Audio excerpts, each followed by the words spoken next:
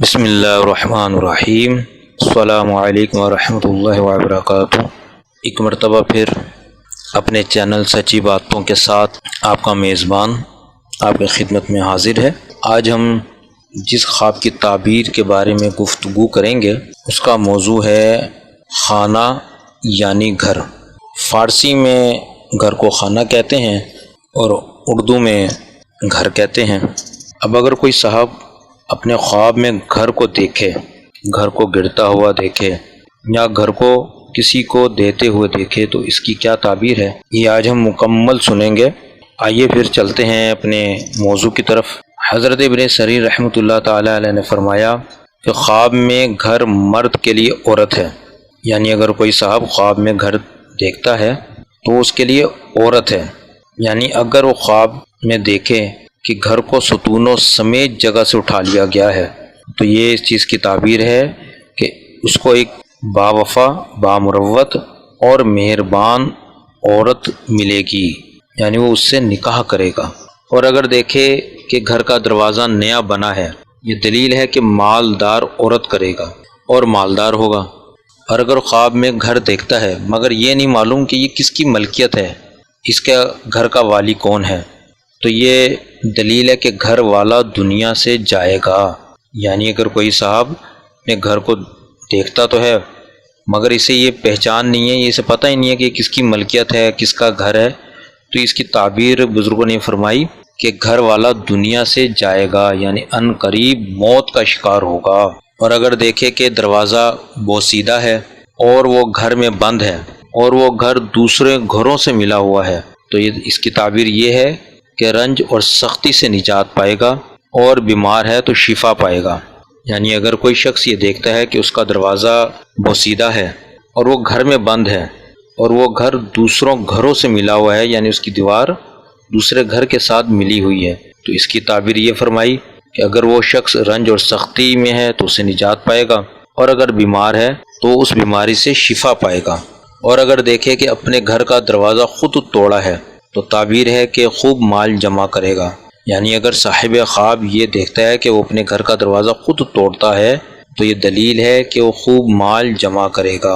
اور اگر دیکھتا ہے کہ اس کا گھر بہت بڑا ہے تو دلیل ہے کہ اس پر مال و نعمت زیادہ ہوگی، اور اگر اس کے خلاف دیکھے تو دلیل ہے کہ مال و نعمت اس پر تنگی ہوگی۔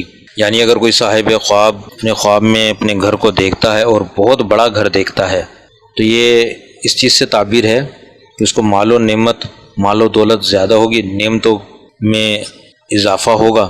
لیکن اگر اس کے خلاف دیکھتا ہے، چھوٹا گھر دیکھتا ہے تو پھر مال و نعمت سے اس پر تنگی ہوگی، یعنی وہ مال سے بھی تنگ ہوگا، نعمتوں پر بھی تنگی ہوگی۔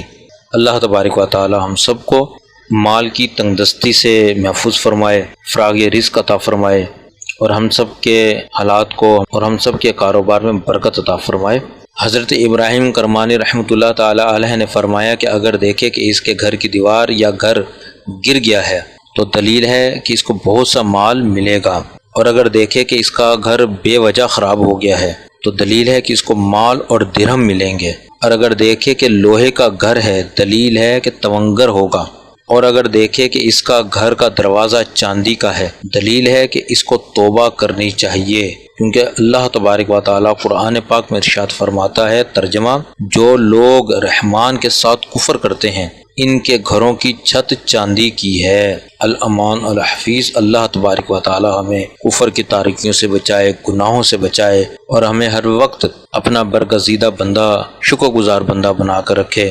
اللہ تبارک و تعالی ہم سب کے صغیرہ کبیرہ گناہوں کو معاف فرمائے۔ اور اگر مالدار ہے تو نعمت زیادہ ہوگی، اور اگر دیکھے کہ آس پاس کوئی گھر نہیں دلیل ہے کہ اس کا حال برا ہوگا۔ یعنی آپ رحمۃ اللہ تعالی نے فرمایا کہ اگر دیکھے کہ اس کے آس پاس کوئی گھر نہیں ہے، یعنی اکیلا ہے، تنہا ہے، اکیلا اس کا گھر ہے اور آس پاس کوئی گھر نہیں دیکھتا ہے، بالکل اپنے آپ کو تنہا دیکھ رہا ہے گھر کے اندر، تو اس کی تعبیر یہ بیان فرمائی کہ اس کا حال تباہ ہوگا۔ حال سے مراد جو وقت گزر رہا ہے۔ تین زمانے کی کیفیت ہوتی ہیں، ایک ماضی، ایک حال اور ایک مستقبل۔ ماضی کہتے ہیں جو گزر چکا ہے، اور حال کہتے ہیں جو گزر رہا ہے، اور مستقبل جو آنے والا ہوتا ہے۔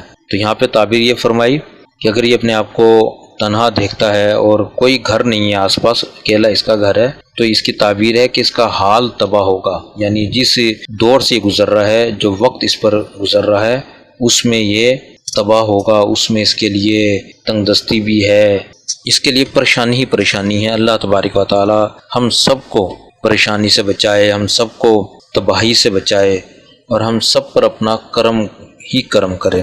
اللہ تبارک و تعالی سے آپ بھی دعا کرتے رہیں، میرے لیے بھی دعا کریں، میں آپ کے لیے دعا کروں، اللہ تبارک و تعالی ہم سب پر اپنا خاص کرم فرمائے۔ اللہ تبارک و تعالی سے دعا ہے کہ اگر دوران گفتگو کوئی غلطی ہو گئی ہو تو اس کی بارگاہ میں معافی کا طلبگار ہوں۔ اگر کوئی فقرہ، کوئی جملہ میرا آپ صاحبان کو برا لگا ہو جو مجھے سن رہے ہیں، یا اس خواب کی تعبیر سے کسی کی دل آزاری ہوئی ہو، تو تب بھی اللہ تبارک و تعالی کی بارگاہ میں معافی کا طلبگار ہوں، اور آپ سب سے بھی گزارش ہے کہ مجھے بھی معاف فرمائیں اور میری حوصلہ افزائی فرماتے رہیں، لائک کرتے رہیں، شیئر کرتے رہیں، سبسکرائب بھی کرتے رہیں، اور یوں ہی میری حوصلہ افزائی فرمائیں، مجھے اپنی محبتوں سے نوازتے رہیں، اپنے پیار سے نوازتے رہیں۔ اللہ تبارک و تعالی ہم سب کو اپنا شکر گزار بندہ بنائے۔ اب اجازت دیجیے، ایک نیا ٹاپک لے کے آئیں گے آپ کی خدمت میں، تو جب تک کے لیے اجازت، اللہ حافظ۔